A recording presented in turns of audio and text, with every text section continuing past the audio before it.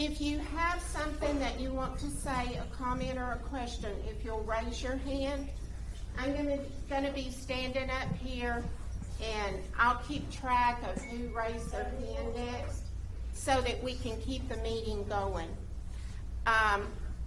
This is a time that we're hoping, I know everyone in this room is hoping for solutions. I don't think that there is anyone in this room that wants our city to collapse.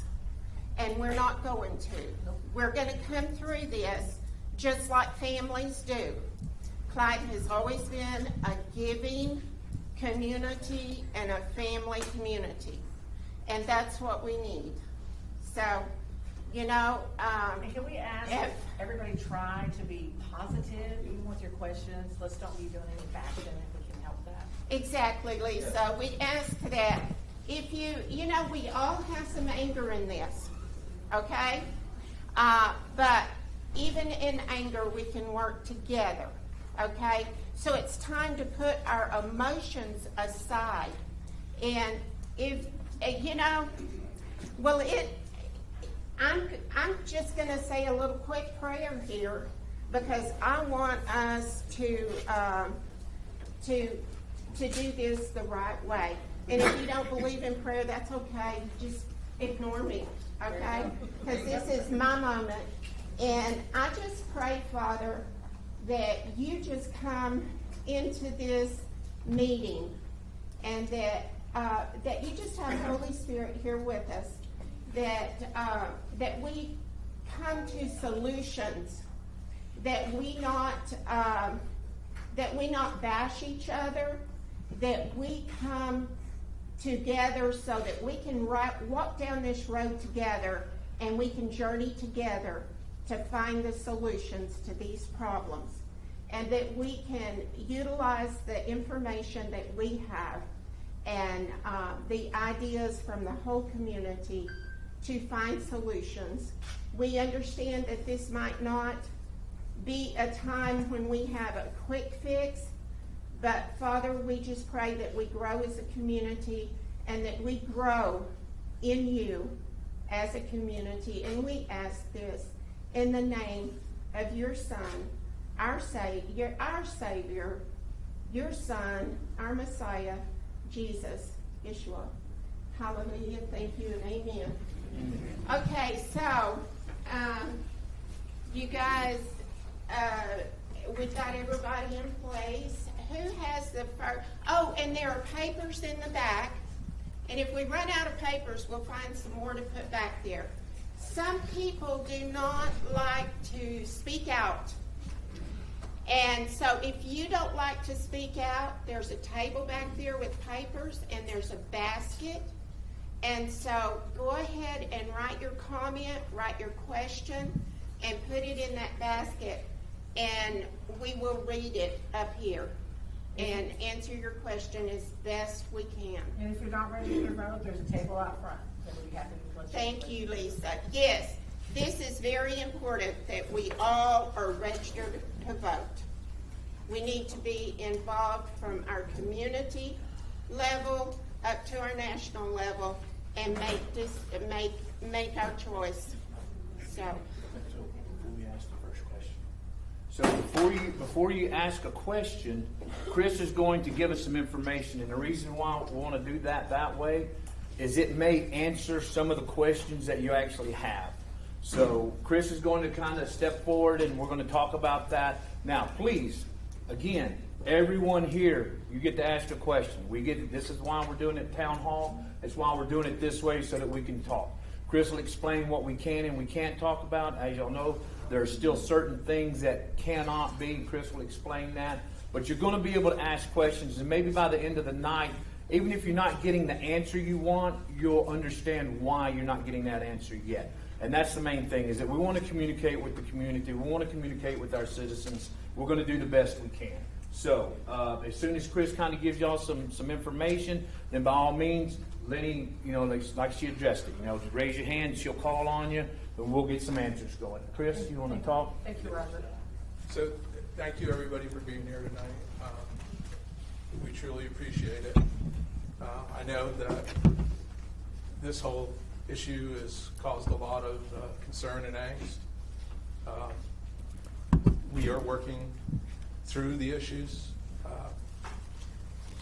What I would just say to everybody, and this is not my quote, this quote is from former Secretary of Defense, General Mattis.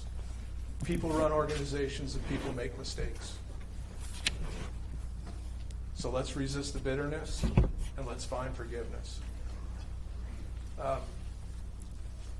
I know there's going to be questions about, excuse me, I have a cold, so I apologize, I'm losing my voice. I know that there's going to be some questions that we just simply can't answer. We are not trying to not be transparent, but there are some legal implications, as the mayor read in his statement the other night, and I just want to reiterate it tonight. What we are trying to do is prevent any litigation. What we're trying to do is prevent any technical violation of the Security Exchange Commission's rules, specifically speaking to the bond market. Anything that gets said that's taken out of context or is a statement that doesn't go through the official channels, it runs the risk of creating an unfair competitive advantage, for layman's terms, in insider trading. So we're trying to avoid that. Any statements that has to do with the bonds or the COs, if the mayor and council are going to make any kind of statement, it has to go out through the Security and Exchange Commission's Electronic Municipal Market Access. It's called EMMA. And those notifications have to go out across the whole entire bond community and anybody that's a potential investor or investors that have already invested in bonds and COs. So I'm here to answer any questions that anybody may have. It's not trying to hide behind attorneys. It's just there's legal implications, and we're trying to keep from creating any kind of litigation or create any kind of undue issues for city officials. The Security Exchange Commission, if these rules are violated, there could be criminal action taken against council members. So just bear with us. We'll answer everything that we can. And I do want to thank everybody that's come in over the last week. We've had wonderful conversations with citizens that have come in. And I truly appreciate the comments and the feedback. It's one of the reasons that we're here tonight. It was one of the feedback that we got, that we needed to hold this and try to answer these questions and put some of the fears to rest with everybody. We are committed to doing the right thing. We have a plan in place. Everything's been set in motion already to claw back and get us out of the difficult situation we're in. And it's completely doable. We've made serious structural foundational changes. We've brought on a CFO. We're doing cash flow analysis. We're leaning heavily on the experts to help us work through all these challenges. We've reduced the budget. We've increased the revenue stream. I know that was an unpopular decision last week with the utility rate adjustments and the tax rates, but it was something that had to be done for fiscal solvency. So that's all I have, and if anybody has questions or wants to start the questions, we're happy to answer. You're saying you can't tell us how deep in depth the City of Clyde is? Would you like for me to answer that one? We'll go ahead. Okay, it's not that we're really in debt. Yes, we are. No, let me speak, and then you can answer. There were some things that happened the wrong way that they are trying to correct, and so a couple bonds defaulted, but they now have been paid within. And once again, I'm going to reiterate what Roger and Mr. Chris said. The doors are open, guys. Some of us, Lenny, Steve, myself, several others, have spent countless hours with them. And we've got a lot of answers. Do we have all the answers? Absolutely not. Do they have all the answers? Absolutely not.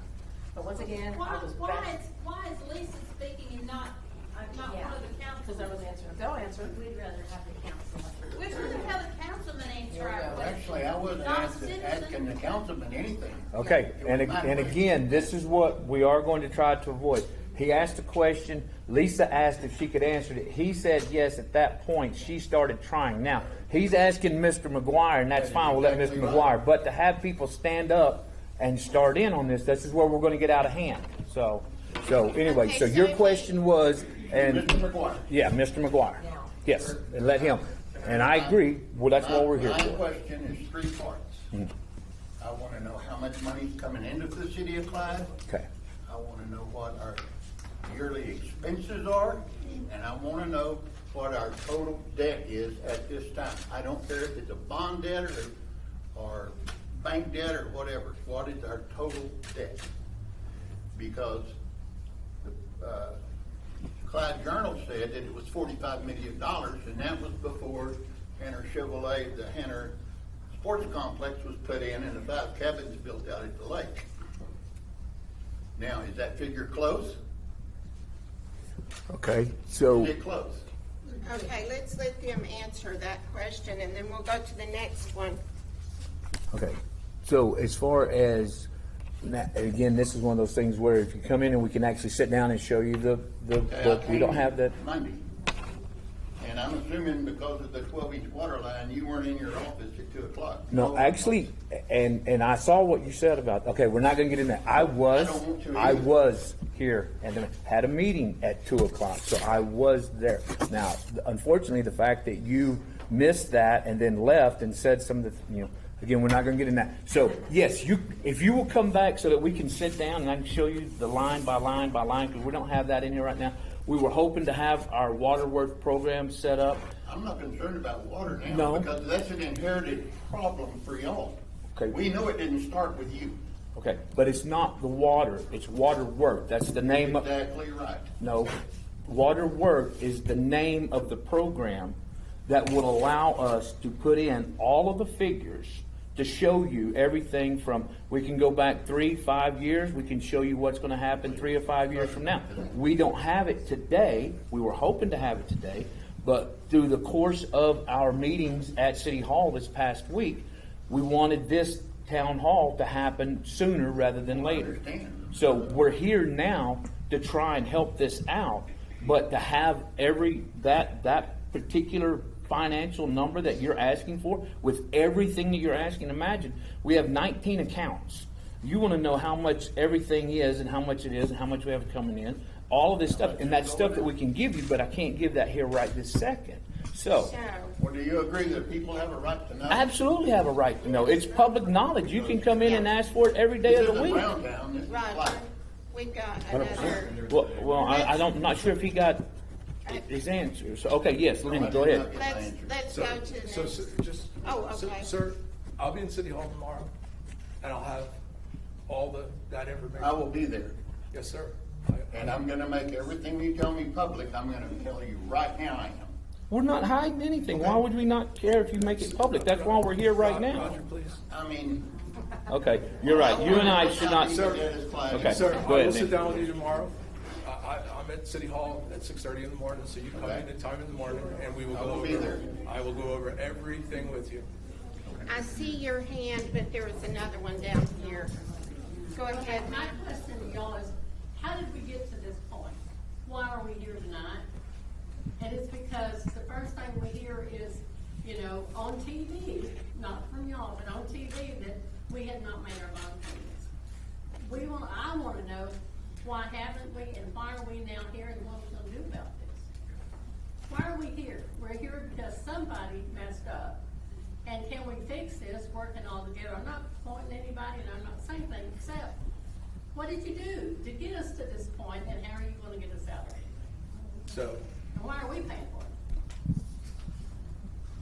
I mean, the question I think everybody Okay, would really so- like to know, what happened? So we've got your question. so, great question. It's a complex answer, so just bear with me.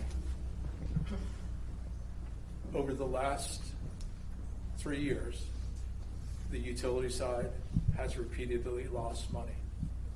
On top of that, since January 1st of 2023 through July 30th of 24, we have incurred over $1.2 million in system-wide failures. And that doesn't even account for for the failures that happened in this past week. The infrastructure, as I said the other night, this has been an ongoing issue. 50 years of not servicing infrastructure, 50 years of not having a capital improvement plan in place, 50 years of trying to make patches instead of fixing problems is where we're at. So, for example, the water line that broke last week, the 12-inch water main, where it failed was a patch that was done probably 10, 15 years ago. And it was a temporary repair. It was done with 2 incompatible metal components that failed. And these are the challenges that we face on a daily basis. Crews were out this morning dealing with the Abilene water line coming down the interstate. An air check valve failed. This is the ongoing issues that we face on a regular But basis. that's not why we're here. Y'all borrowed money that you cannot pay back, So, right? no, we can pay the money back. So what happened? Why weren't the bond payments made? The bond payments were made. We were 7 days late. It was technically a default. We had insurance on the bonds. The bond insurance paid. We're not in default. We've resolved that issue. We've worked diligently with all the bondholders, with the insurance. You didn't have enough money to repair all that after you got the money? Let's Or did you let finish? So Mr. there- McGuire finish his Wait, I'm answer not talking before the about- next. He was trying to answer my question. So, so just in the, like I said, just in the last year, over $1.2 million of system-wide failures. We have, But it's still the same question, and you're dancing around it, and you're not giving me the answer I want. You borrowed money, you built this complex out here, but you didn't fix what was broken. So instead of we gotta have water here, and we've had days that we haven't, and I understand, and I know, I've been in your place before, I've had your job, and I didn't like it either. But you have to keep the citizens in place before you start looking pretty. I don't understand why the money wasn't spent. You knew, before you knew, borrowed the money, that we had systems failures. You said that the other night. exactly. And we have invested over $15 million in making those system-wide improvements.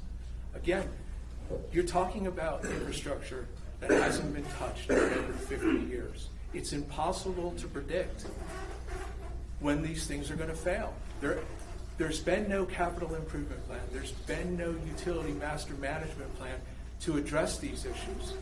As I said the other night, we have lurched from crisis to crisis to crisis. That's been the history of the city. Sure. But don't you think that comes first? Right. We do, and that's why we made the $15 million investment to try to fix the infrastructure that we knew that we were able to identify that was failing. For example, 2,200 linear feet of clay sewer line underneath the railroad tracks. That was a ticking time bomb. Sure. 192 manholes throughout the city that had water infiltration and intrusion. That was taxing the sewer plant with every time that it rained, we were double treating water. Which was stormwater, which was going into the sanitary sewer system that hit the sewer plant that had to be treated. That increased the operating costs. All the expense over the last 5 years, the inflationary expense. So I've got some numbers that I want to share with everybody that hopefully make some of this make sense.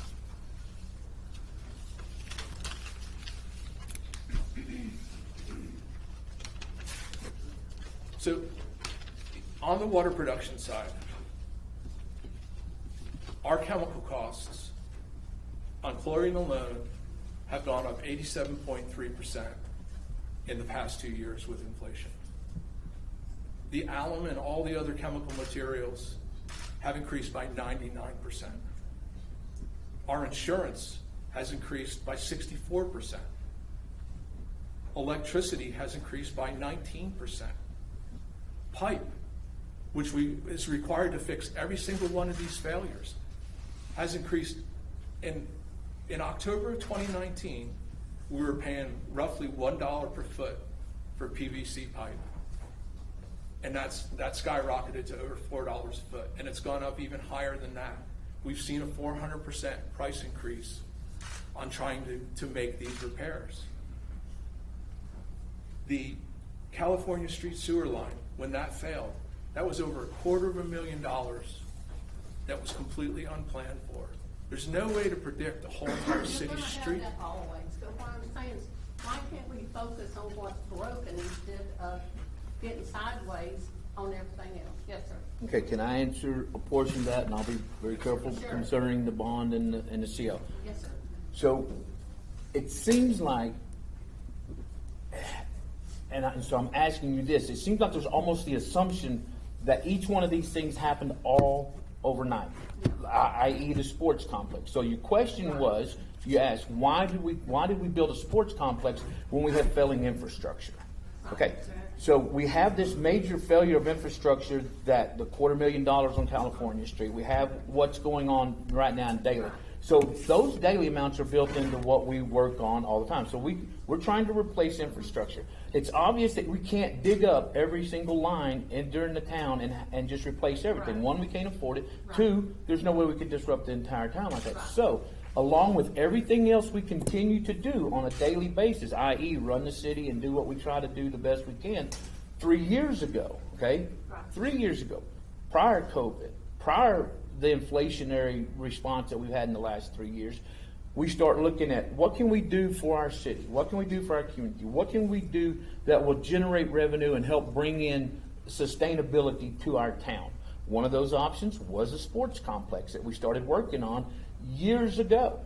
So now to come in and say that we're strictly in the mess we're in today, all because of the sports complex, is inaccurate.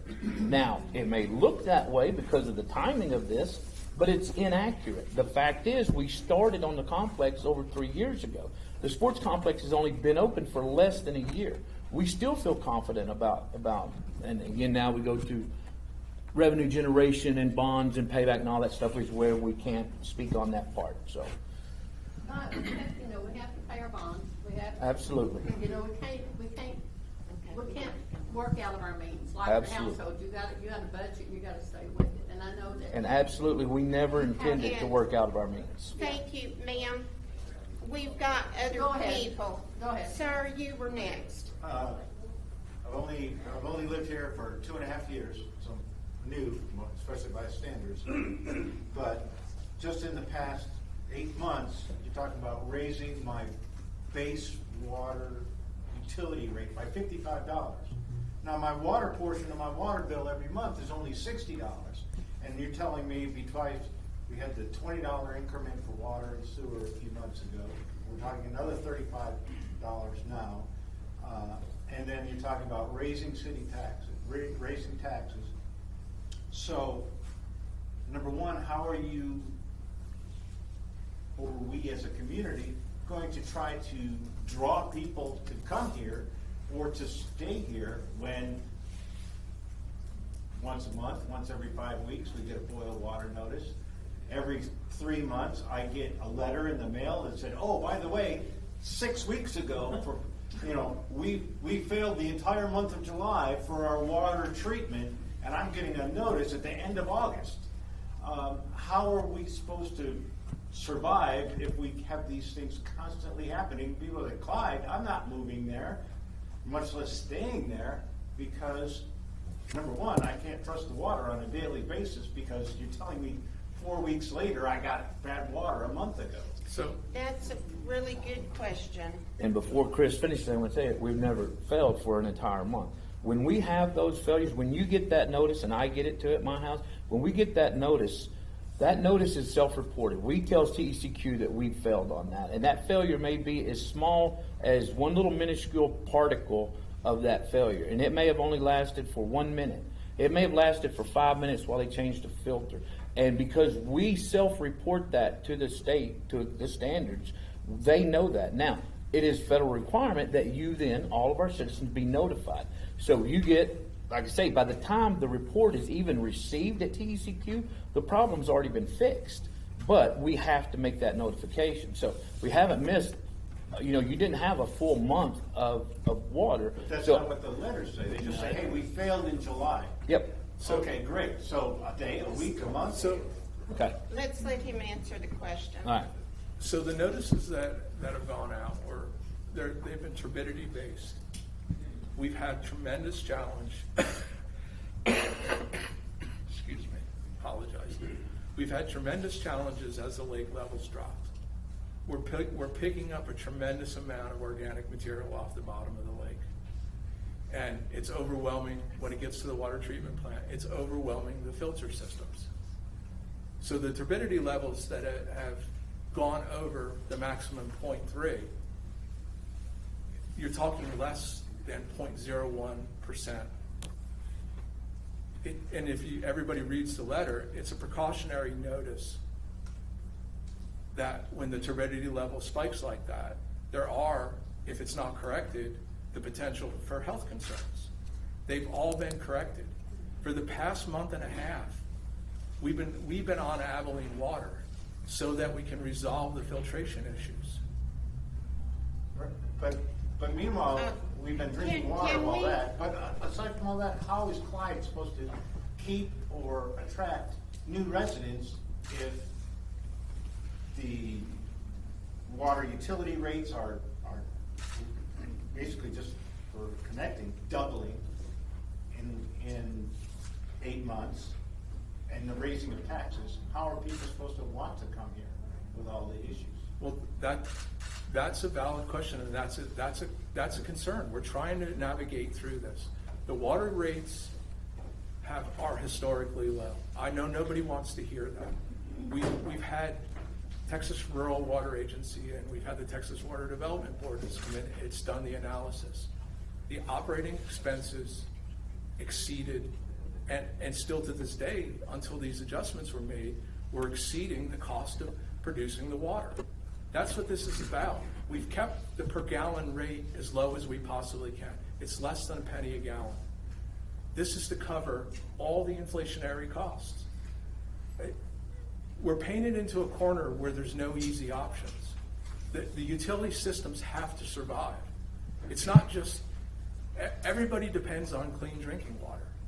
And we saw what happened in the past. Several years ago, when we went on Abilene water for an extended period of time. That's not a cost-effective option.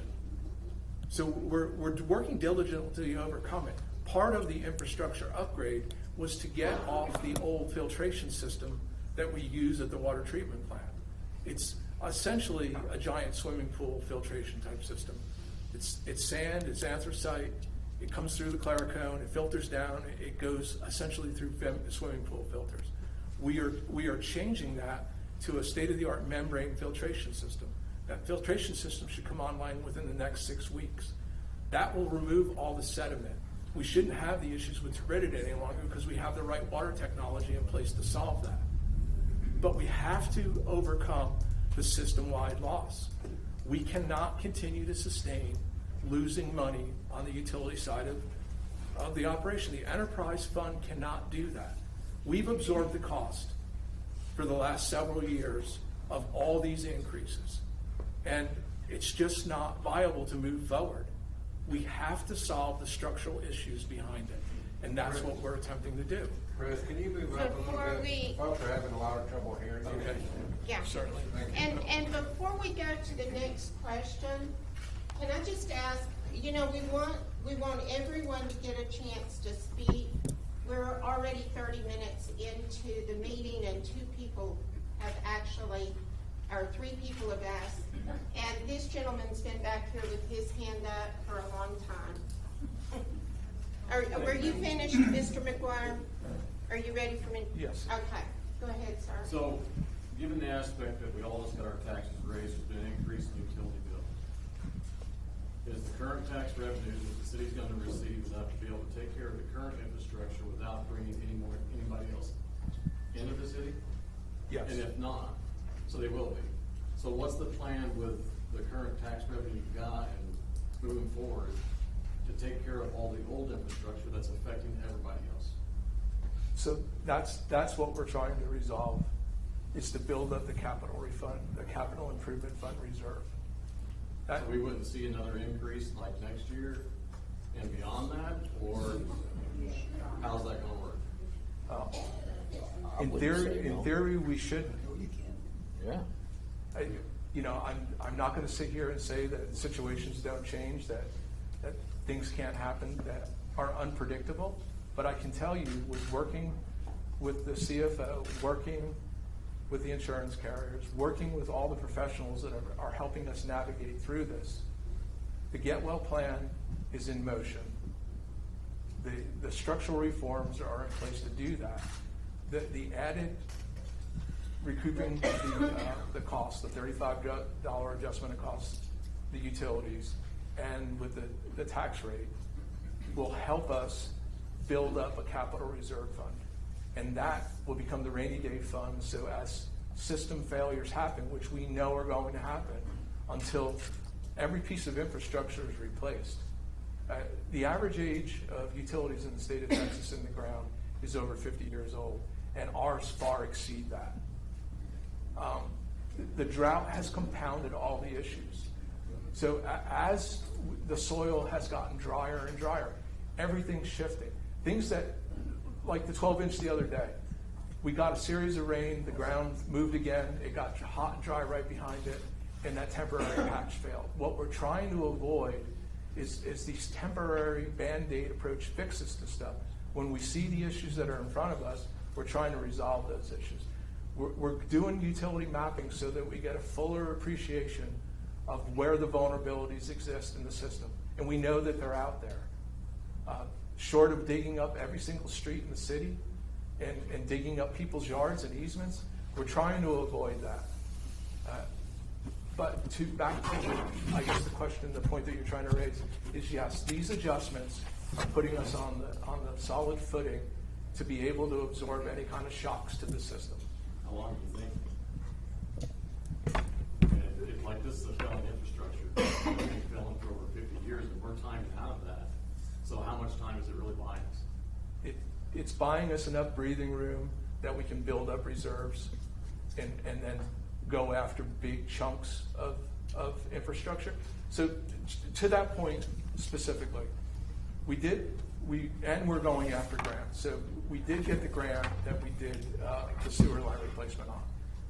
So when that went out to bid and we received the grant, it was projected of a construction budget of $312,000.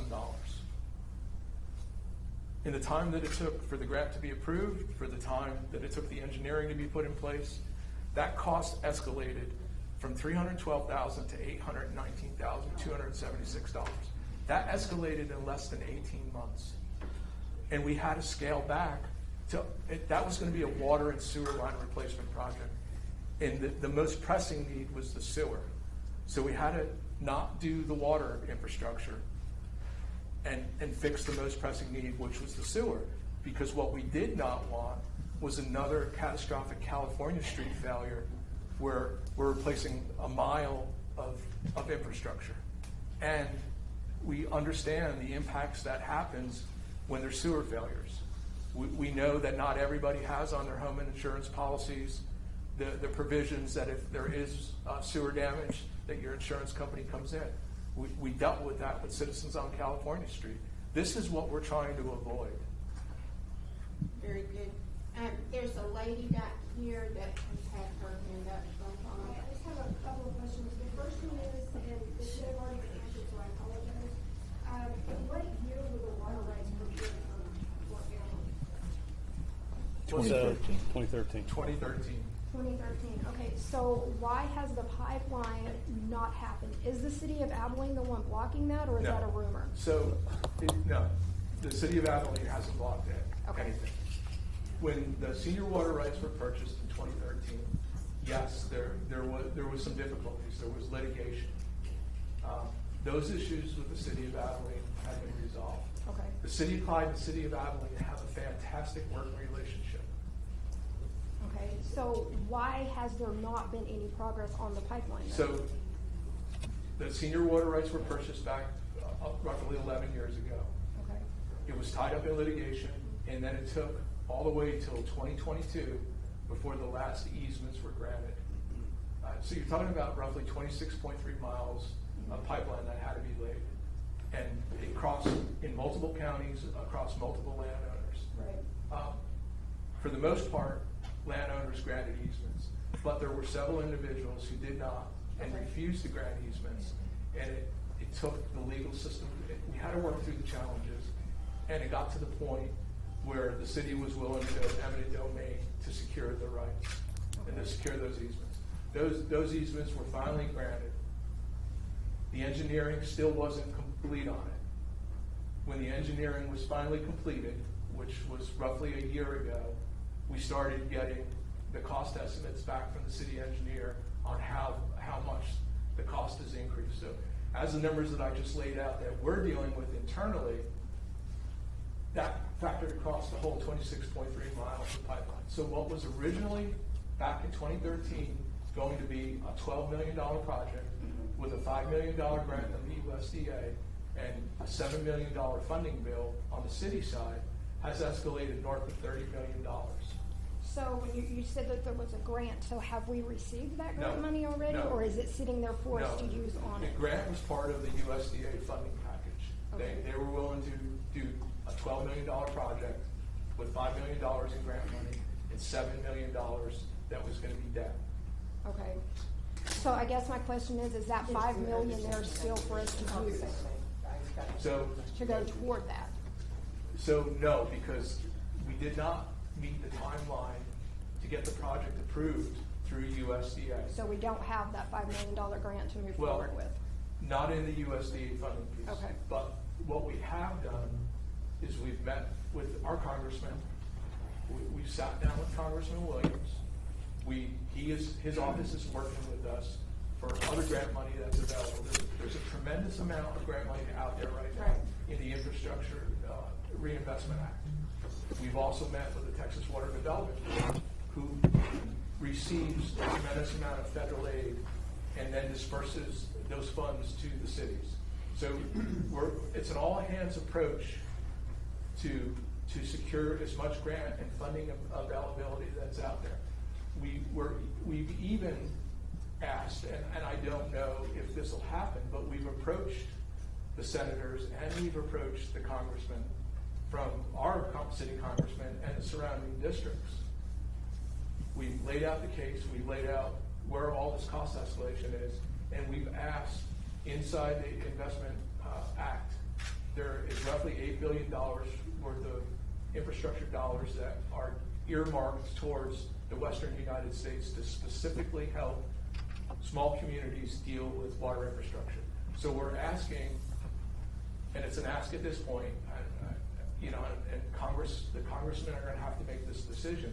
But we've asked if there's any way that we can get a congressional earmark for some of those dollars as well out of that infrastructure money.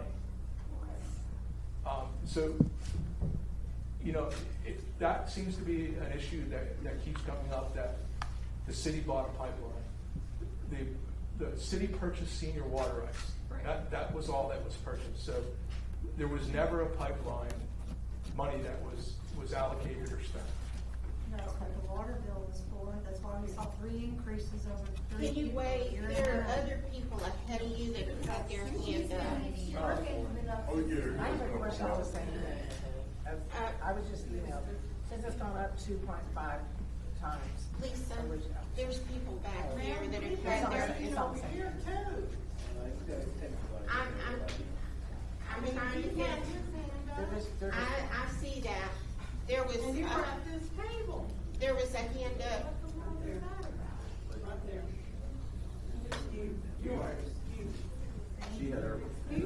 Well, okay, go ahead. Go ahead. I know we were told that we would pay for this, we were paying for the pipeline, the pipe to be laid. That was what our increase was back in 2013 or 10, whenever this started. We were told it would go up temporarily, it was gonna go up 3 times in a year and a half. It went like 6 months, we'd get another increase, it went up over half.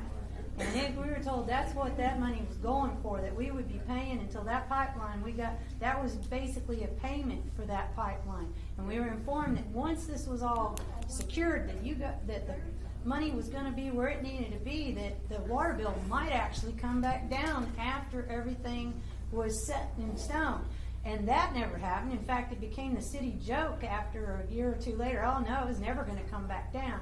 And now, you guys have had all these development projects come in, 4 or 5 housing developments. I've asked repeatedly, how are we gonna keep on everybody supplied with water if we're doing all this stuff? It's no wonder the lake levels are low. That's a kind of a foreseen thing that you could see was coming with the train wreck with all these housing developments coming in here. They're using money for putting in roads, putting in the sewer, putting in all that other stuff. And it's no wonder our lake level's low. It's never gotten to this seriousness in the 22 years, 23 plus years that I've been here. So, and there's more money that had to been going out besides the ballpark. So whatever the failure was, that needs to be fixed. As far as getting too far the cart ahead of the horse, but not only that, why are we paying for this mistake? It just doesn't, we were paying for it back in 2010 for the pipeline, and we didn't see, and that's not even started. Again, it's a misnomer that you paid for a pipeline. It was what we were told. Well, It was published in the paper. I can go back and get a newspaper and show you. It's in a published paper. It stated that we were getting our water bills increased for that purpose. So where did that money go that we've been paying for 11 years? That paper, it's printed. It ain't. Well, it's from not- 2013 it's to not a fallacy. It was printed. 2023, there was no increase in your water, right? Everybody's in agreement with that? 2013, Camilla just stated that it was raised 3 times. None of us were on Well, council at when that time. this first thing was Okay, first see, started, now, when it was first again, born, when- it was 3 different increments. Again, you're talking about a water purchase for the senior water rights that was done. That money purchased the water rights. The pipeline was a completely separate project. Was always going to be a completely separate project. The water rights. Excuse me? Were we lied to? I don't know. I can't answer something that happened 11 years ago.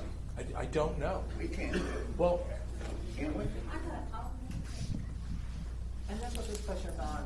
But I know we were told it was for a pipeline. Yeah, and that's what this is on. I just got emailed asking this question. So is the pipeline gonna happen since it went up 2 times more expensive than when it was closed? Not at $40 million, Yeah, it is it ain't gonna gonna happen? happen. That's what they're hearing. so no, at the cost point that it's at right now, we can't afford to do that. You think water rates and you think tax rates are high now, but what we have. So to get to Camilla, to your question about water and about what we're doing. So as we've figured out that this cost escalation is unsustainable, that we can't pay $30 million to build a pipeline. It's unrealistic. What we have done is identified the existing wells that the city has. But then what's going to happen to all of us that have wells on our property then? Is that going to affect us? Because I know when the school pumps water, it draws mine down. I can tell the difference when it pumps. And if you start digging in those, I don't know what I'm going to have after that. But yeah, so there are some wells that the city doesn't, that is land that the city doesn't own, but we have identified The ones you do. the ones that we do, and we Not have gonna be enough. identified down near the sewer treatment plant the ability to put some wells in there. We can produce enough well water to do roughly 350,000 gallons a day. Not sustainable. Well, 350,000 gallons a day is roughly what we're producing now. But it's not sustainable. It's not sustainable, but it gives us the opportunity to value. Thank you for being honest. It gives us the opportunity to value engineer the pipeline. It gives us the opportunity to reach out and look for the grant money that's available so that we can reduce the cost into a scope that everybody can afford. How many gallons do we use a day, roughly? Roughly 350,000 gallons a day. I see your hand, Pat. This gentleman over here has been waiting a long time. Oh, good, okay. Well, So- somebody's talking. I was gonna ask kind of on her lines, if we've had this trouble, inherited it for so long, why are these new housing sections sitting out here where you ain't got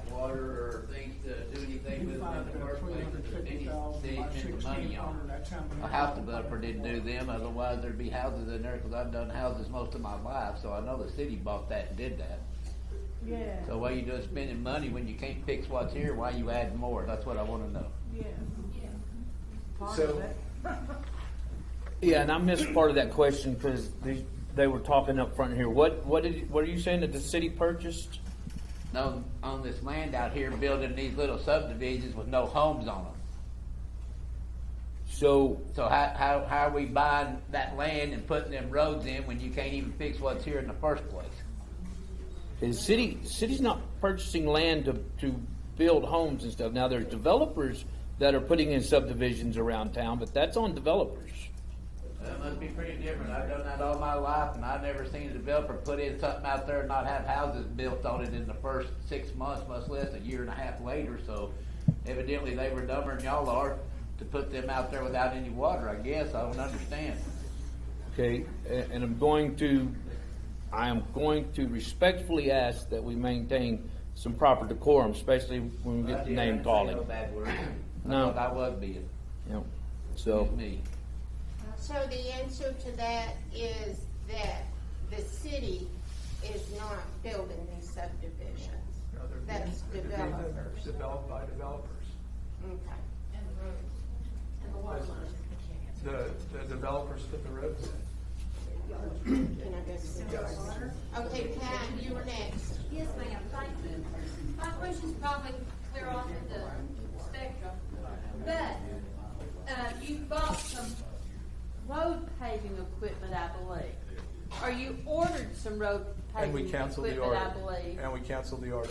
That was let's- my yeah, let question, her- what have you done about that? Do we not have to pay for that anymore? No, we canceled the order.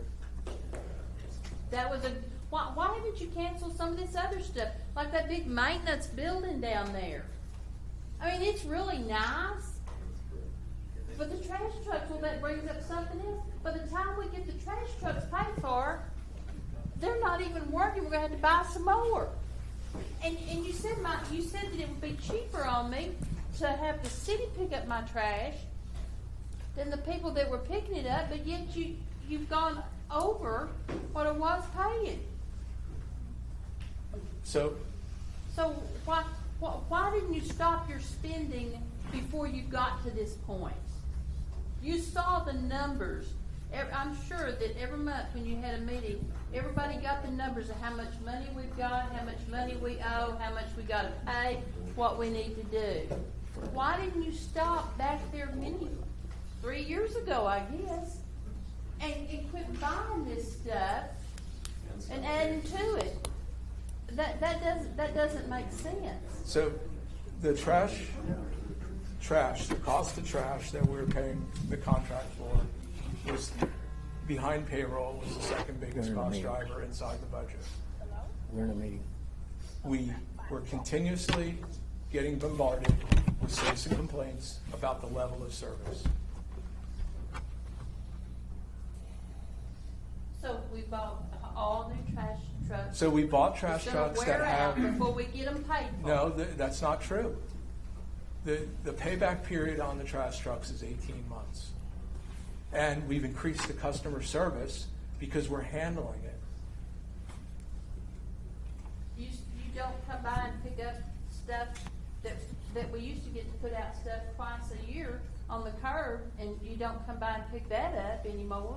And you know why on that part? Why? Because to you, to the services, to myself at my place and everything else, we think of that when we're sitting here thinking about it, we think that was a free service that the city provided, that we come by and pick that up, right? We didn't charge you for it.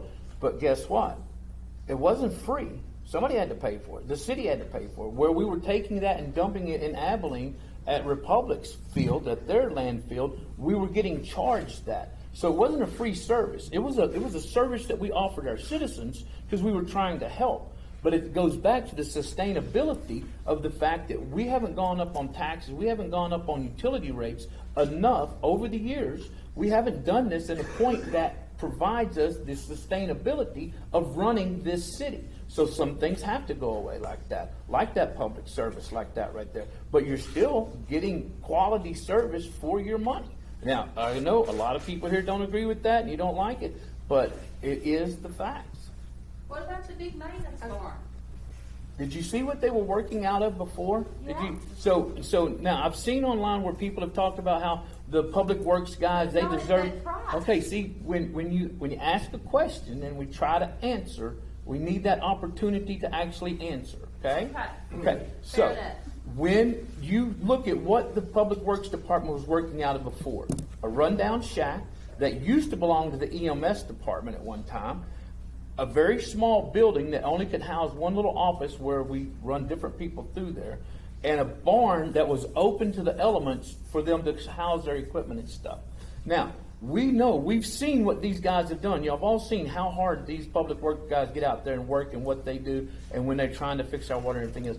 And that's one of the things that when you invest in a city and you try to create that so that they have a place they can work out of. They have a place they can work inside out of the elements when they're out there working. So that was the reasons behind. That was some of the decision-making process that goes into building a new public works department. So it's never going to give you the answer you want. It's not going to be exactly what you want to hear or how you have to do it, but it is part of the job of running the city. And it is part of the fact that to run a city, how do you pay for all of that? As I sat down with you and talked to you the other day, and I've talked to other people there, everybody here gets the... Go ahead. No, so everybody here gets... Every one of you guys here probably drove a vehicle up here or rode with somebody in a vehicle. Every one of those vehicles, you go out and you fill that thing up with gas every week, right? And you gripe about how much it costs. You're filling up one vehicle or maybe two vehicles. You know how many vehicles the city has to fill up on a weekly basis in order to keep the city running? So again, how do you know? How do you say? Okay, I'm not going to argue with you on that. Okay. It's not too many. Right, It is sir, what we it need to takes go to to the run next the city. question. How do you expect the city to be run? I know you can't talk too much, this is exactly to her question there. Okay. I know you can't talk about the money directly. Yes, sir. But I've been going over the audits, present, past, for probably the past about 60 hours total on the whole thing. Look at the outlook on the enterprise fund, that's the utilities, with that service performance loan that you got, that paid for all this stuff, identified the problems, that, of course, that barn is part of all that. With that grant, $684,000, what I could determine from comparison of year over year, that the trash service for the final year was somewhere going to be around $734,000 for Republic Services. Okay. And so with the increase in payroll, which is $278,000, we're looking at an operation increase of about $1.140 million. We subtract the loan payment from that, and the city should be ahead somewhere around $83,000 per year. And if you look at, and of course, the rate increase that nobody likes, I understand, I hate it. But with all the meters, active meters in the city, that's going to be an additional $721,000 per year. So the system should, the utility side should be in a situation where hopefully in a year, 2025, I don't see where there should be any money problems at all. If it's spent right. And the sentiment of the CFO that's on board is exactly what you said. He's analyzed all the numbers and he's looked at that. And that's his assessment as well. 8 to 12 months, we'll have resolved the foundational issues, and then we'll start building the capital reserve fund up so that we have the ability when there's shocks to the system to be able to recover. Yes. Okay, yes, you, no, you. Oh, okay. Yes, sir. You've pretty clearly stated that we're not going to see a pipeline anytime soon, right? That's, yes. Maybe my grandkids will see one. That's what you're saying, okay? I've lived in this community for 18 years. It doesn't take a genius to figure out that the infrastructure in this town is archaic and it was when I moved here, and it is still today. The sewer system is terrible, the drainage is terrible. The electricity, every time the wind blows, some pecan branch falls off and disconnects somebody's electricity, okay? You guys, the city council, decided to build a sports complex rather than do anything for the city. We didn't get to vote on that sports complex. You were hoping that it would generate some revenue. How much revenue has it generated? Since we've been open, in less than a year, over $500,000. Okay, is that like, and that's paid off some of the $14.5 million that it took to build it? Yes. So who pays for the maintenance on it? Like when lights go out, fences get torn up? We do, right? It's factored into the Parks and Recreation budget Yeah. and maintenance. I think it was a bad deal. There was no reason to build that sports complex.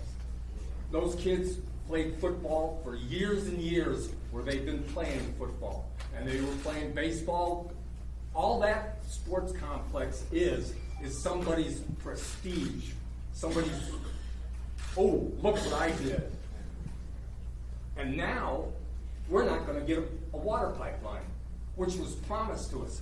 I'm not going to say it's y'all's fault. It's been 11 years. 11 years. Just wrap your head around that. That's ridiculous. Are you ready for me to go? City employees got paid for Okay, the last 5. this lady back here, and then Mr. Taylor. Yes, I would like to say, I think everybody, there's a lot of tension in the room and a lot of hard feelings. And I've known Roger, he doesn't recognize me, but he was my mailman on High Meadows. So he was a very nice man there, and hopefully he still is a very respected. I haven't spoke to him and seen him in many years, but my question is, with our increases in our taxes and this water, are we gonna even have water in a year? I mean, Yes. can any of us sell our homes? Or, I mean, what's gonna happen? Are we promised that we're gonna even have water? So we have water agreements with the city of Abilene. We will Because I read that there may not be any water in a year. No. When that question was asked, when we went into stage 3 drought restrictions, the question was asked was how long is the current lake level? And the answer that I gave was, if we receive no further precipitation, that the lake, we have approximately a year's worth of water left in the lake. We have the ability to pull water through our water agreement, excuse me, with the city of Abilene. So we will always have water. Is buying water from the city of Abilene the most cost-effective solution? Absolutely not. That's why we have Clyde Lake, that's why we produce our own water. Sir, you didn't have years of water in that lake when it was full, when it was built. Mr. Now, the Taylor. old timers know that. Mr. Taylor is next, I and didn't know. You don't. But the then, old and then timers this do. lady, and You're then old enough to Wes, know. and then you. Thank you. Yeah. We've got a lot of hands, so, and Lisa. But there's some I think- misinformation being given. It should be Okay, clear. you're right. Mr. Taylor, then Lisa, and then you. Okay, Mr. There's Taylor. a gentleman over there, he's had to stand up since about the start of the meeting. I'm sorry. Well, just hasn't been up there on this head. I'm sorry.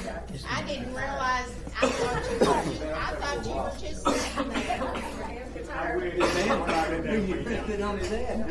What's your, My question is, you brought up the railroad, which is minor compared to everybody else, but when you don't have $5 to spend, it's a lot of money.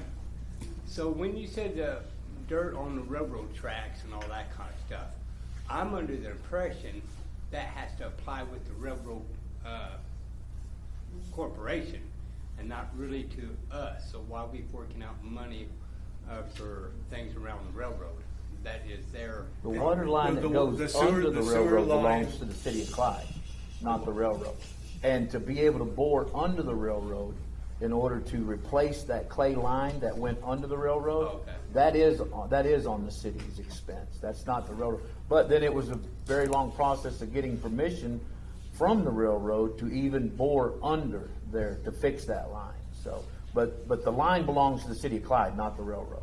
Oh, okay, so that's what the expense was.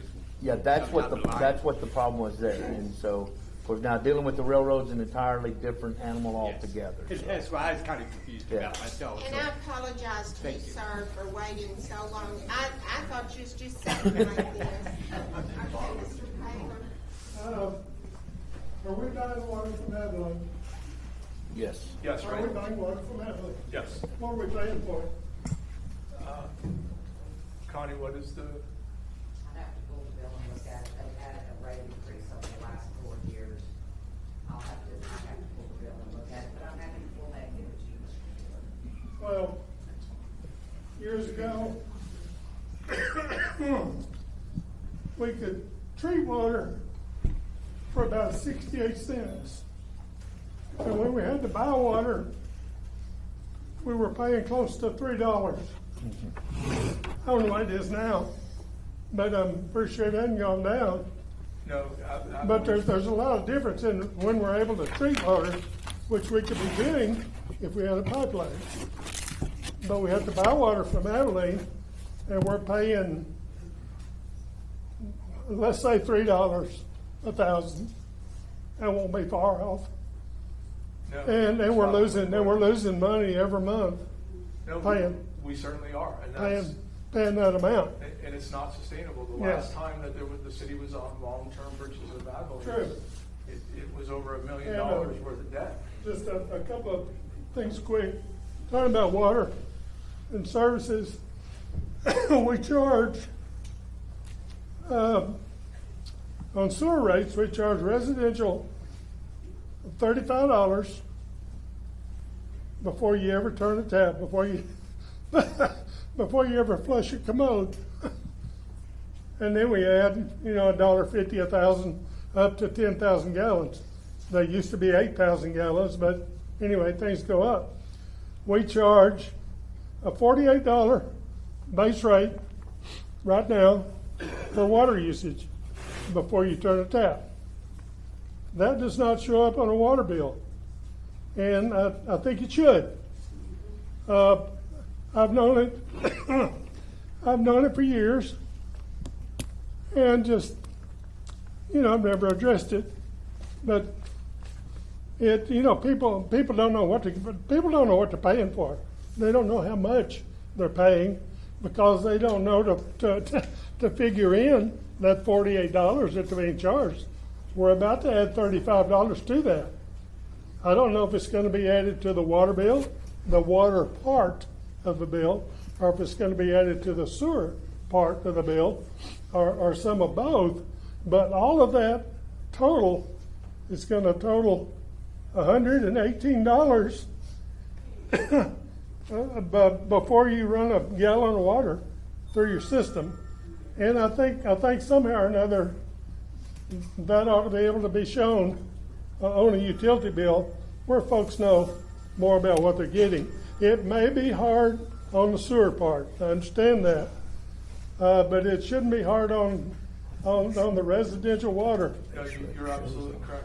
And one of the conversations and something that citizens have come in and sit down with us and have raised those concerns, one of the things that we're looking at doing is instead of sending out a utility bill that rolls all three and it doesn't clearly define where your costs are, is to break that bill down to a water bill, to a sewer bill, to a trash bill.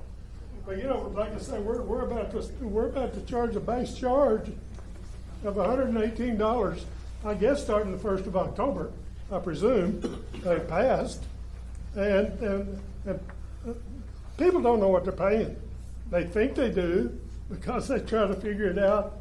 You charge less than a penny. You charge 0.8 of a cent, for water up to so much. And then you try to figure that out and figure it in. You can't figure it out because nobody's ever told anybody that there's a $48 charge on there before you ever start. And I think transparency says that, there's got to be a way to do that so people know what they're paying for. You're absolutely And right. the only other thing that I was gonna question, and I guess it's a moot point now, I understand that the pavement project is on hold or put to bed or whatever. And my question was gonna be, did we really think pavement was gonna be feasible when we're gonna be spending half of our time cutting streets, fixing old infrastructure? That just didn't make much sense to me, to be going in there and spending a lot of money when we know we're gonna have to come right behind it. We don't know where. You've already said, and I don't know, I mean, we don't know where the next break's gonna be, but wherever it is, it's gonna tear up some expensive pavement that we've killed now. So so much for that question. But I would be curious to what we're paying for Abilene Water.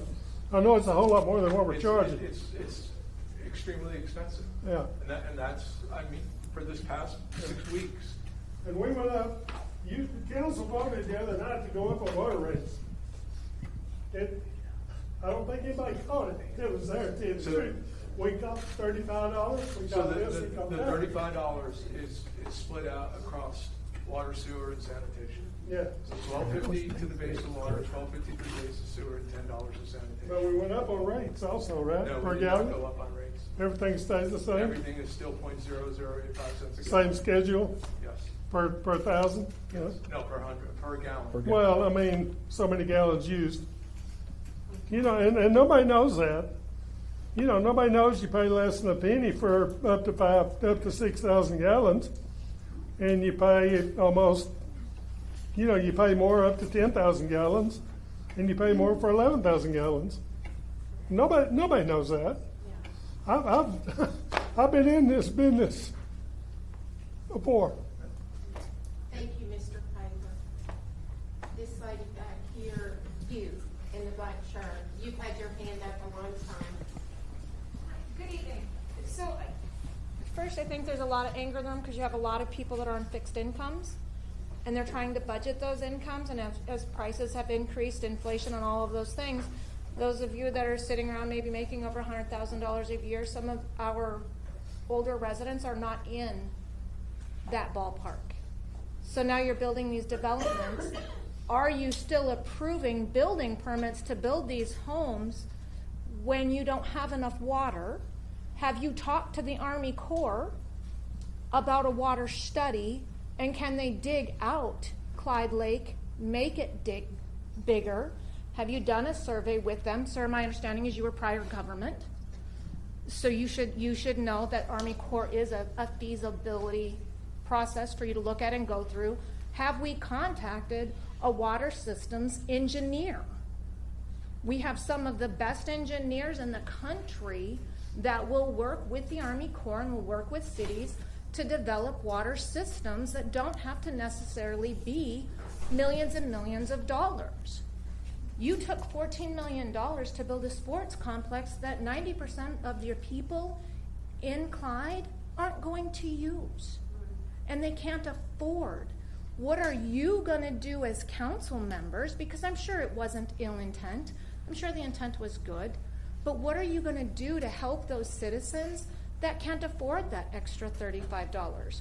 Are you looking at a grant program for those people that can't afford that feasibility? Let me speak to that. We do have a nonprofit here. What is the name of the nonprofit? Cornerstone. We're not doing water right now. We're not doing water right now. But we're gonna work to raise funds. Yeah. I hope so. But I have some questions We're on that. working to raise funds, and we have some, we'll be having a meeting to address exactly what you're talking about. We do have people here that cannot pay their water bill.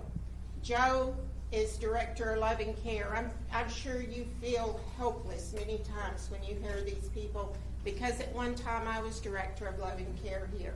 And I know that helpless feeling of, trying to find places to help people pay their utility bills when that's not even what we were set up to do. But we're gonna be developing some systems to help these people. And we can't do it overnight, but it has to happen. And that's one thing that we know is that the City of Clyde is one of the most giving communities that there is. And that's why we've come through hard times. But we're gonna, when we do set up those meetings and call for volunteers, I hope that you will respond to that as well as you have to And on this. that, I have met myself with several businessmen to start a fund to help those people with Cornerstone as well. But right now, we're not doing water. Okay. Okay, did y'all hear what Lisa said on that? And I'll get to you again in a minute, Lisa, but, okay. Okay, well, the lady in the back also had some great questions about what we've looked at our lake. So we kind of need to go back and address a little bit of what. Yes, So, ma'am. yes, we've looked at the dredging. While the lake is at the level it's at, we're looking to go in there and deepen the lake so that we can impound more water.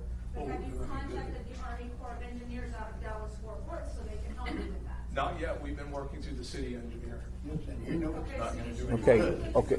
Please let her finish and answer the question, please. We've looked at that before and it's not feasible. I know the city engineer said it's incredibly expensive to dredge. So the Corps of Engineers is definitely an option. We're getting to It's worth reaching out to and see what they said. The issue with the lake and why we go through the dramatic swings of lake levels being full, lake levels depleting, is the watershed.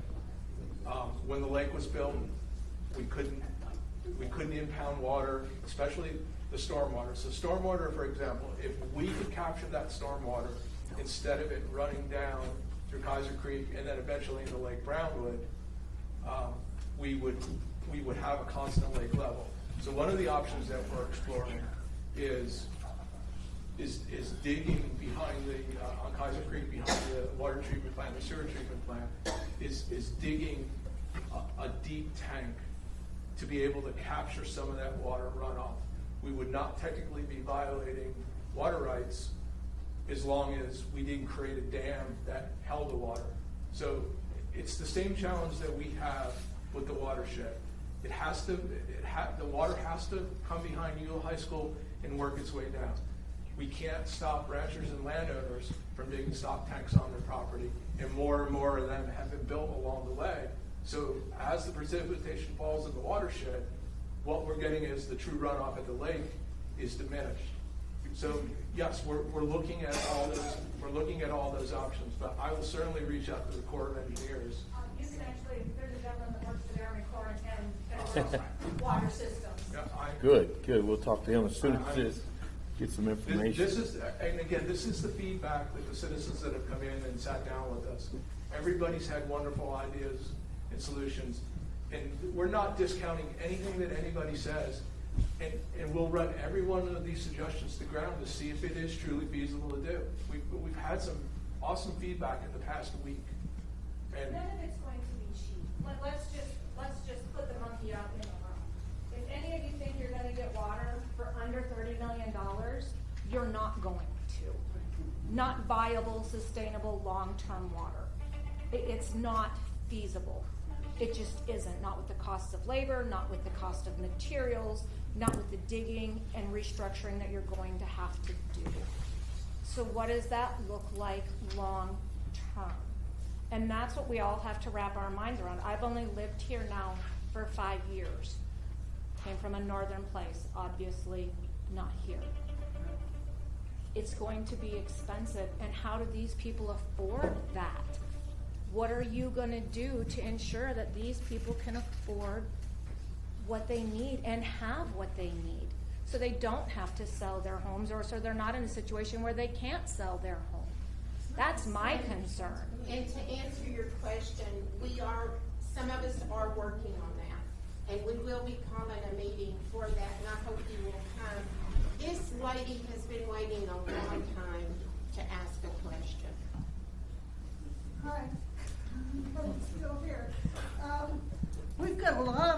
elephants that we're trying to conquer, aren't we? A lot of them tonight. I think with asking these questions of all of you that are responsible for the city, we should all come with solutions in our minds how that would be handled. If they're ridiculous, no, you can't handle them. But, more minds thinking about this, what to do, how to do it, who to contact, that type of thing. It comes from the community. You can't know everybody. You can't know everybody that does this.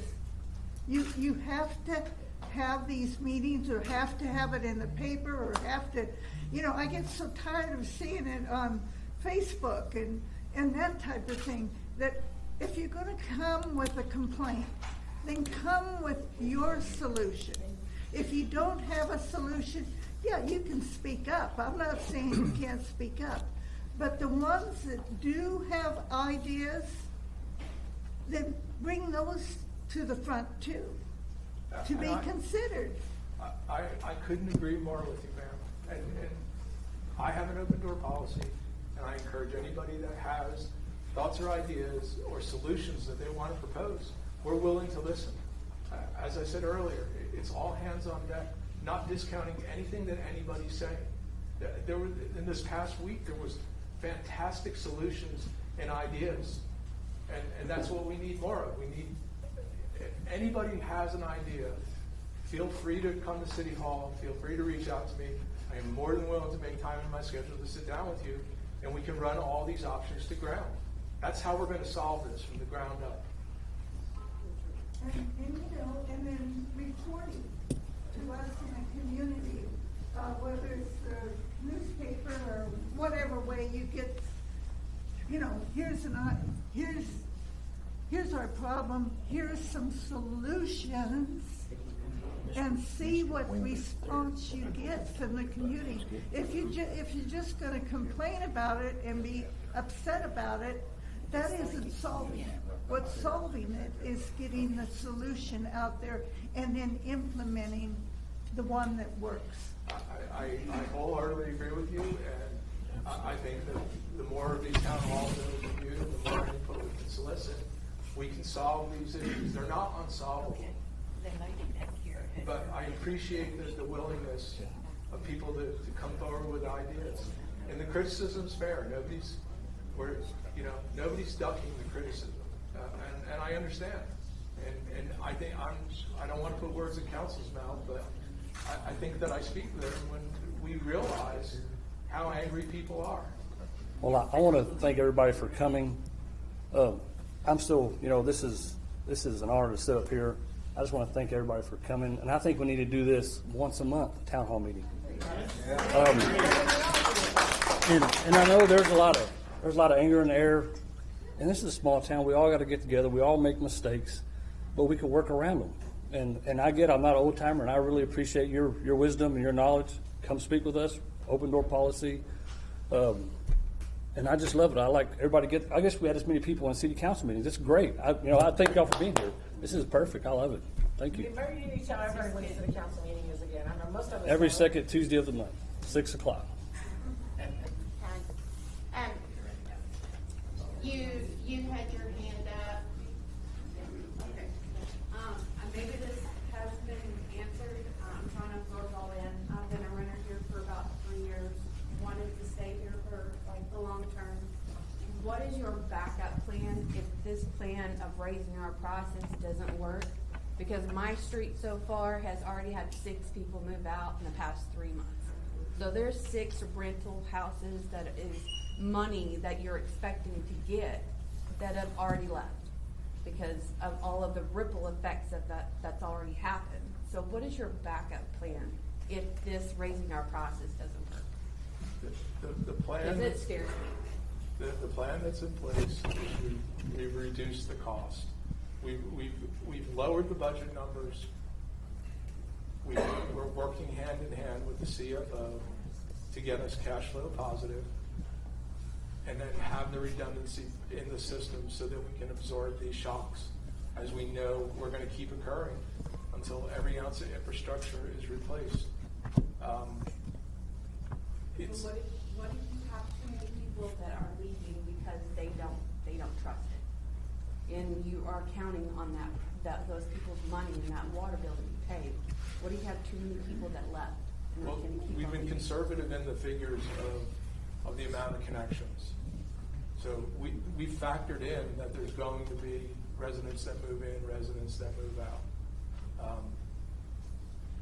It's incumbent upon us now, with everybody's input, to make these hard decisions and move forward. And if we have to cut farther inside the budget next year, we'll be prepared to do that. We're looking at, so to your point, one of the questions that was raised the other night, and I briefly touched on this, and 3 years ago, 3.5 years ago, the average salary of a city employee was $12 an hour, completely unsustainable. We had to get it to a living wage. The average salary right now is roughly $19.34 an hour. And you can't retain employees when they can go make more money flipping burgers at McDonald's, because these are the same people that you're asking to be knee-deep in sewer to fix your leaks, knee-deep in water all hours of the day and night to do those. So we had to make some adjustments to salary. And with that, increased the labor burden cost on the back end. And we've absorbed the cost of the rising cost of health insurance and everything else for employees. We know, and I've had this conversation with City Council about it, that there's going to have to be some very hard choices as we move forward, that as all these costs of benefits increase, that at some point it's unsustainable to keep absorbing those costs, that we're going to have to go back and put some of that burden on employees. We've been trying not to do that because these employees can go make far more money in the city of Abilene and everywhere else. You're talking about people that hold water licenses that can go to the Metroplex and make over $100,000 a year. That's, once you lose those water licenses and you lose that talent, that's hard to recover from. And it becomes even more cost ineffective to try to keep recruiting and trying to bring people on board. Because that's the hidden cost of keeping these employees in place. So yes, did that hurt the budget side to have to do that? Yes, it absolutely did. But you had to look at what employees could afford to live here. They couldn't afford to work. I mean, we had turnover rate because people were just saying, look, I can go make more money at McDonald's than I can make working for the city. Yeah. You know, it's a huge challenge. You know, nobody has a crystal ball. Hopefully, elections matter. Hopefully, people get out and vote. Hopefully, there's a change out of Washington, D.C. with the policy, and this inflationary pressures start to come under control. Because that's what is killing us, is all the increased costs across everything that we do. So there's no magic bullet, and there's hard choices that are still going to be made. But we want to create some predictability. I've been saying since I got here that the City of Abilene's model for how they put out utility rates, and they projected it 5 to 7 years out, is what we need to start modeling ourselves after. You have to have some predictability for everybody that's a taxpayer, and that's what we're trying to do. And that's part of the feedback that we've gotten from everybody. And to Mr. Paylor's, his suggestion, absolutely right. I think the utility bill is completely confusing. And I think it gets equated to a water bill and not a utility bill. So I think that we eliminate some of that by breaking it out to what you pay for water, what you pay for sewer, what you pay for sanitation. But we will work our way through whatever the challenge is.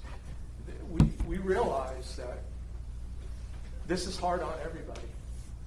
And the last thing we want to do is burden people. Everybody's already overburdened as it is. These aren't choices that came easy. And this is the challenge that everybody's had in this council and the previous councils. This is the things that everybody struggled with, was you realize that you have failing infrastructure. You realize that you have these issues out there, and nobody wants to burden the citizens. So decisions that probably should have been made 10 to 15 years ago with a predictable layout of what costs could potentially escalate to would have given everybody some predictability in their budget. It breaks everybody's heart to have to do these massive swings. But we were at the point where there was no other options. It was not sustainable to keep losing millions of dollars on the enterprise side and keep trying to absorb all this hidden cost that was out there. Yes, sir. A couple of things, I guess. One thing that came to my mind is you were talking about the reservoir. The reservoirs in the big country, after the drought that ended in 2016, have lost a third of their yield. Have you done a yield study recently on Lake Clyde? Not recently. Okay. I would expect at least a third of your yield to be gone, based on what and I would plan accordingly as far as when you need to get Abilene water and this sort of thing.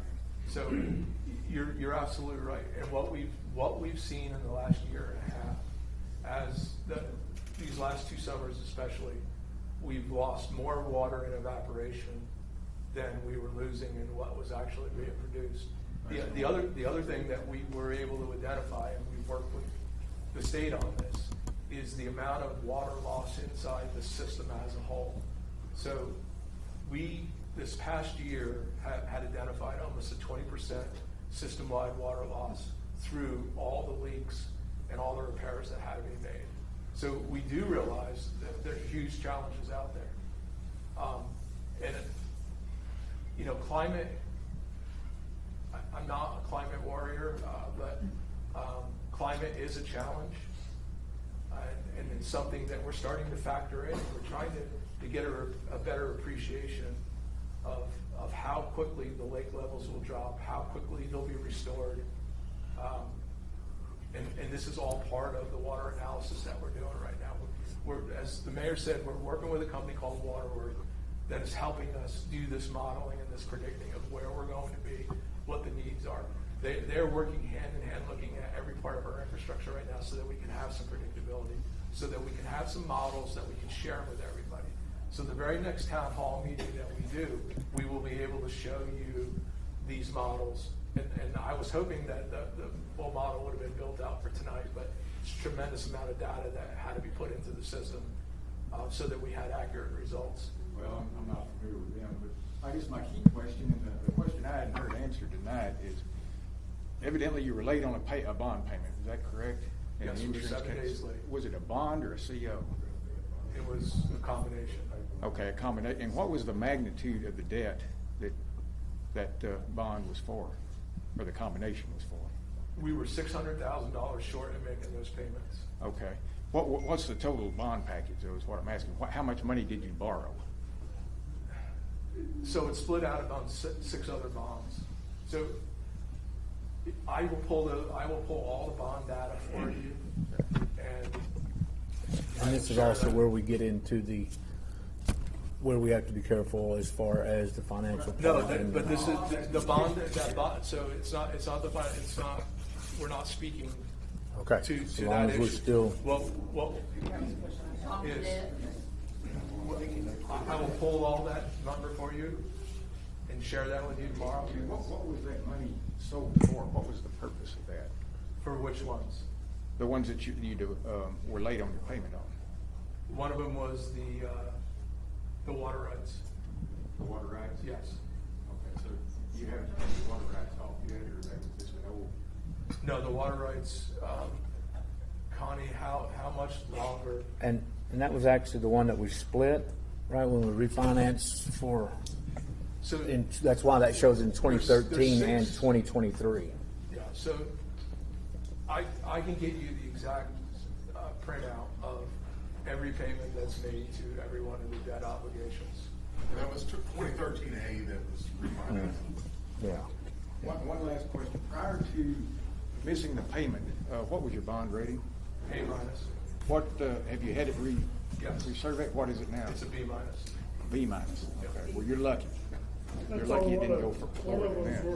No. Now, again, this is where when just because y'all haven't seen or heard a lot of the work that's been going on for the last 3 weeks and stuff, doesn't mean that that hasn't been happening and stuff. So we've been in contact with S&P, and we've been in contact with them. So, you know. Just quoting the audit and Mr. Gully, they had said one of them's A minus went to B and one of them's A minus went to D. Yeah. So, I mean, so So they're not all B. Okay, now wait. So the two that were late Yeah. were immediately downgraded to D. The overall bond rating is a B minus, and I've been working with S&P 500 for the last. So we are not going to issue any more debt for the foreseeable future. We've, as I said earlier, we're working hand in hand with the CFO and all the financial experts and all the water experts, so that we put ourselves on a trajectory.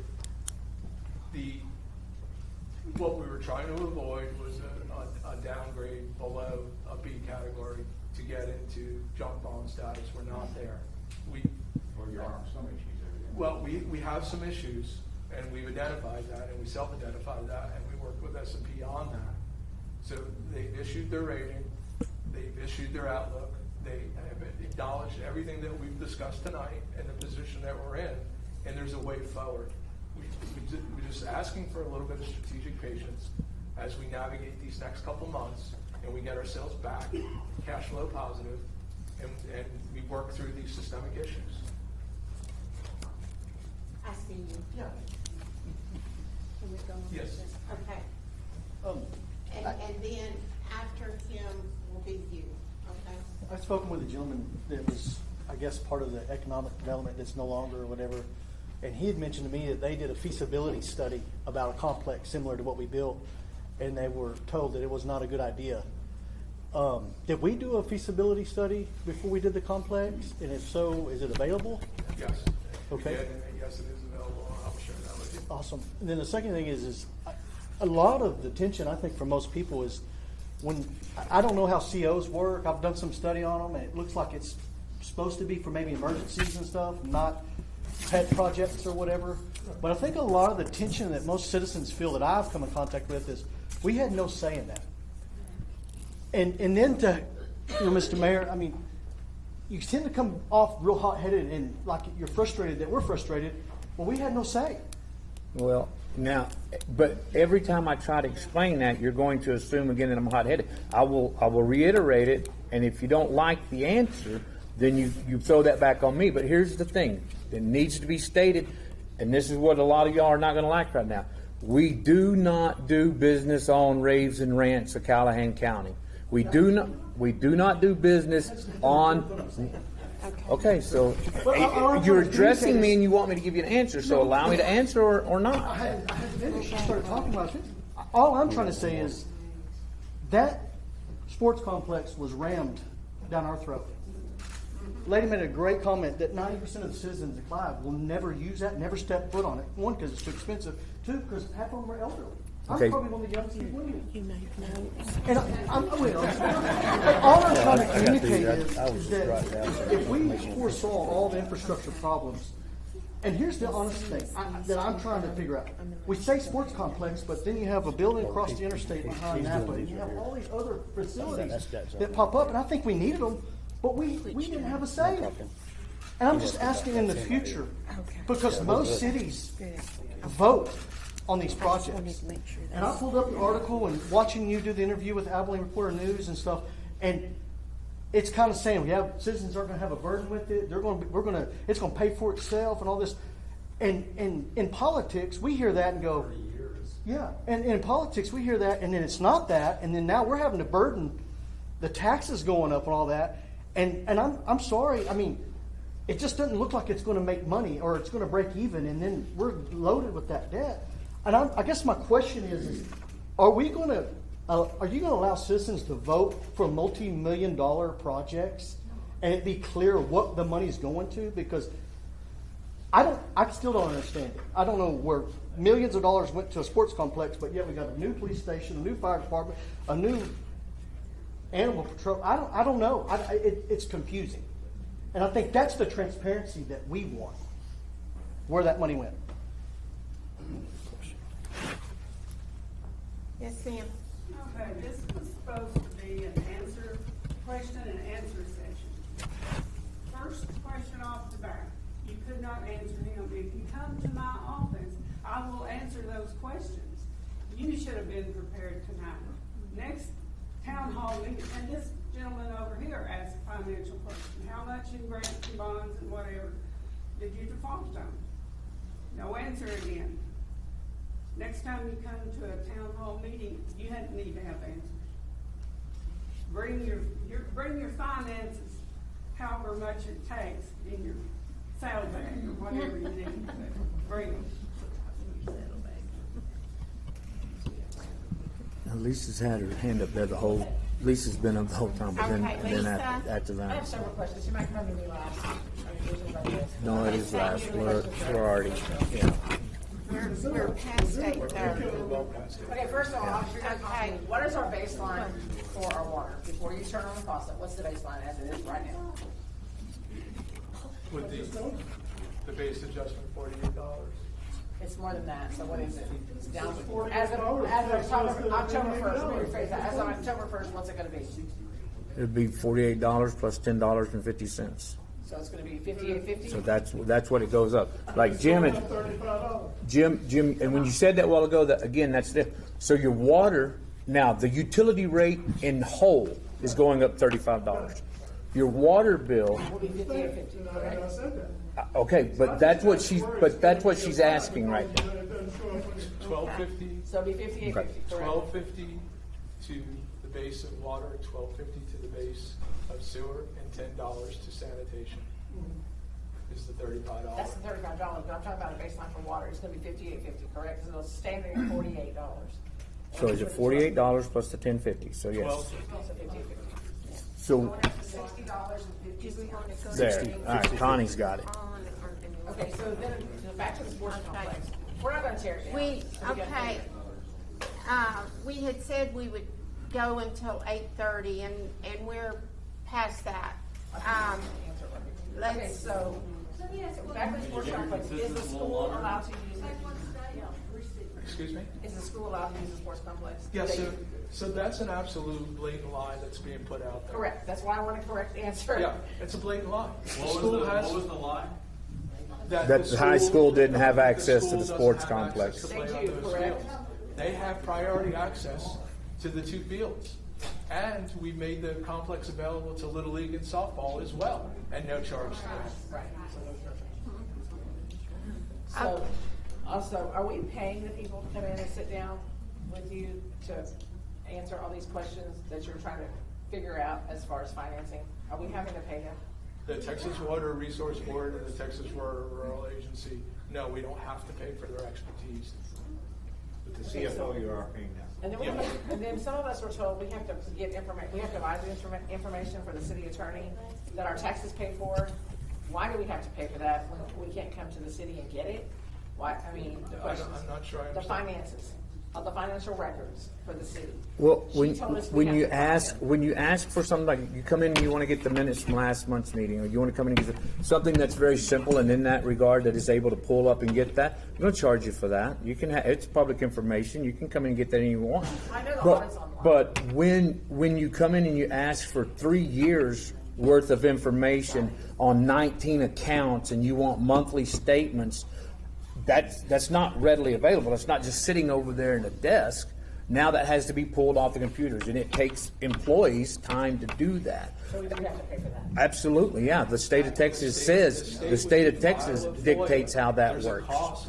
If you're asking for information that's readily available and doesn't have to be produced, we can do that. But when you're asking, and the sheer volume of the FOIA requests that came in, and when a FOIA request comes in, there's a 10-day window to get that response back out the door. It's okay, and so back to the sports complex. A lot of us want to know. I mean, it makes good sense to go east and not west because we're going to Abilene. If we want to live in Abilene, we move to Abilene. Wait, what makes sense to go east? Because it's so close to the sports complex. People are saying, "Why are we not? We're building all this stuff, but we're not going east." And like everyone's saying, it wasn't put, and it was just a fine line. We didn't go in front of the voters. The voters didn't get to vote. There's we not get to vote as citizens on the sports complex. Okay, We're not now, gonna tear it to down. that, and I'd like to address that, because that's what he asked up there. So when you talk about the transparency, and you say that, and you say that you didn't have a vote on this, you didn't have any say in this. You did. And this is the part you're not going to like. And I'm sorry you don't like it. But that sports complex, and whether it went out for CO or whether it went out for bond, when that came up, that was transparent. It was on the city council. We held a public hearing for that. How many people showed up about that public hearing to give you your opinion? The opinions that you all have now, how many people showed up to give your opinion on that? How many people come in there and did that? How many? Opinion don't mean nothing. We come in and we talk to y'all, but y'all still make the decision. We don't vote. We don't get to vote. We get to talk. So It's not a vote. Yeah. We get to express what we do. Okay, okay. It's way after 8:30, and we just said that we were gonna wrap up at 8:30. This lady, and then this lady, and Pat had their hand up, and if we can quickly do those three, then we need to wrap this meeting up. How many bonds and how many COs do we have? Four More bonds or more COs? More bonds. We have 6, correct? 6. Now, does everybody in the room understand what a CO is? CO, if I am correct, is something that we do not vote on. We don't have a say in it. They can do what they want with it. How many more do we have? COs? 2. So is that correct? Is that, I mean, we don't get to vote on a CO, that's a debt that you could incur for us, right? So certificates of obligation, bonds are done, and when bonds are issued, it goes against your property taxes. The certificate of obligations are based on revenue. So they looked at sales tax, they look at all the other revenues. You say they, who? But, The Attorney General's office reviewed everything. but this is the difference between a bond and a CO. A bond we have to vote on. A bond, But yes, a because a CO bond you can- raises your property taxes. But a CO you can incur without our knowledge, is that correct?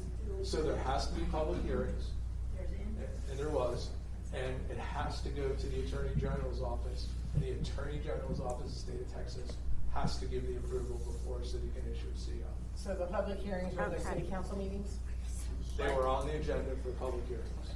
Yeah. My question was on that paper that I turned in. I was waiting for it to get read. If you don't mind, I'm sorry. Oh, No, that's all okay. right. That's okay. Flash drive and trash. Yeah. Yeah.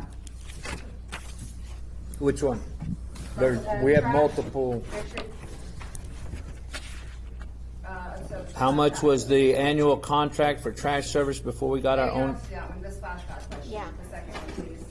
Oh, okay. Who brought forward the project for the splash pad? How much was it to build it?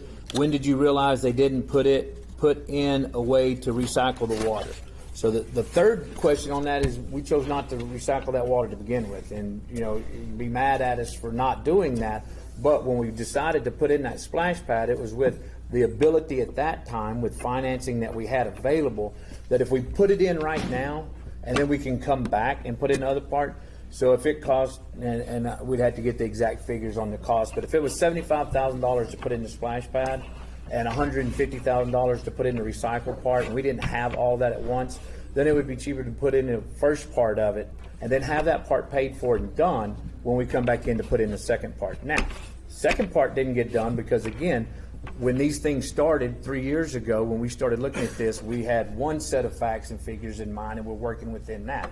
Then we're hit with several different financial problems that we did not take into account, like some of the infrastructure problems that we had, some of the problems that we have with the inflationary problems, some of the problems that we have with COVID, all of these things that hit all at one time and really hurt us, So if you want to, say that was poor planning on the city's part, that's what we tried to do. We tried to do that with an idea of how best to look out for our citizens. And did we make mistakes along the way? Well, we're looking at now that obviously we did. Did we try to make mistakes when we started? Absolutely not. Did we go into this with the best interest in mind? Absolutely. Now we're finding that we have these problems, so. So on that note, how many contracts does the Okay, city currently? okay, hold on, because we've already got to a point now, and then we're kidding, and we've talked about we want to do this monthly. So this isn't anything that we're going to finish and we're going to solve tonight. So I guess if I'm still, We got so I don't know what to tell you. one more comment. I know everybody still wants So if you, look, just if you can't come to City Hall, just call me, and I will meet with you. I don't wanna take you away from what you're doing. I mean, y'all are solving a lot of problems, and we all appreciate it. Like, truly, I know a lot of people do, we're all frustrated. But y'all keep talking about financial problems and stuff. If we ran our households the way that y'all are running the city, I think we'd be in the dirt. And I don't mean that offensively, but I gotta ask you something that I think everyone's tap dancing around right here. Y'all cut budgets by like $1.2 million for this year. Did that include any employee's salary? No, Did it include yours? And that was a question that everybody's asking, we still don't have an answer no, we to. haven't What is the city employee's salaries? He answered that, even said that a while ago. And very, but the information you see online is some employees have had pay raises up to about 46% over a 5-year term. Is that accurate? No. So can you tell us what the city secretary makes and what you make? I mean, And that's not rent and raise, Mayor. That's just a government website. Yeah, and I've seen some of the different government sites, and unfortunately, some of the different sites also show you different figures. So it really goes down to which government site are you looking at. Well, I had one with y'all's name on it. Yeah. Oh, yeah, no, they all have our names on it. They all have our names on it, but they're not all the same thing. But again, we're getting to that point that we're not going to do here tonight. So, all right. So again, it's time to. To the question.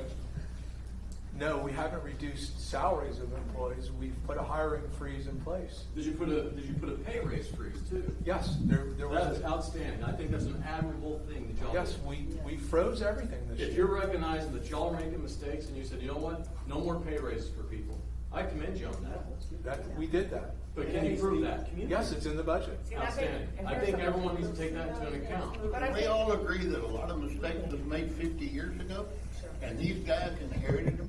Do we agree on that? Yes. I think everybody agrees on that, but we gotta fix it from here. Yeah. Yeah, we do. Sometimes we just gotta fix stuff. Ms. Howe, you had one comment.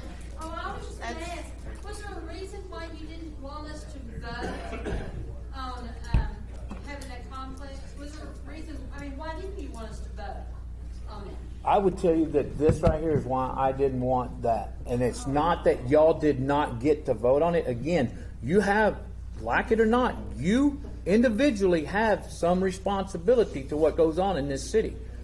You could have been there at any one of those meetings and voiced that opinion. I know Camilla doesn't agree with that, but it's true. But hold on. So with that in mind, okay, you ask a question. If you want me to answer it, you have to allow me to answer it. If you're not going to allow me to answer it, we're done.